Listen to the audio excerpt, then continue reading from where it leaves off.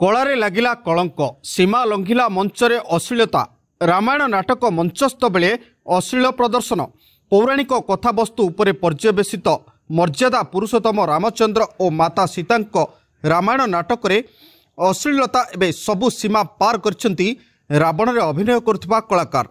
रामायण नाटकर कलाकार मानक सहित देखा मिलला गंडा गंडा आइटम गर्ल भाइराल हेउची रामायण पौराणिक नाटकर किछि दृश्य जार सब दृश्य देखाइबा संभव नुहे।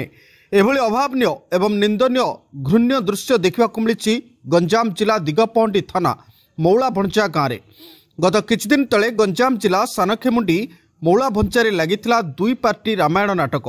गोटे खलिकोट अंचल चिकिलीर रामायण नाटक होइतबा बेले अन्यटी डूरा रामायण नाटक। एमानक भितरे प्रतियोगिता चलीथिला दर्शक किभली अधिक भिड़ जमाइबे से नहीं अश्लीलता को आपणाइथिले उभय गोष्ठी। एठारे रामायण नारे अश्लील सीन प्रदर्शन करा जायथिबा देखिबाकु मिलिछि, जाहाकु नै एबे बुद्धिजीवी और वरिष्ठ कलाकार महल रे तीव्र असंतोष प्रकाश पाइछि। तेबे प्रश्न उठुछि सेठारे देखुथिबा दर्शक एहार प्रतिवाद करिबा परिवर्ते मजा नेउथिले एवं केही केही मोबाइल रे वीडियो मध्य उत्तोलन करथिले। तेबे वीडियो भाइराल परे गंजाम जिला प्रशासन पक्षरु एबे कड़ा कार्यानुष्ठान पई दाबी हेउछि।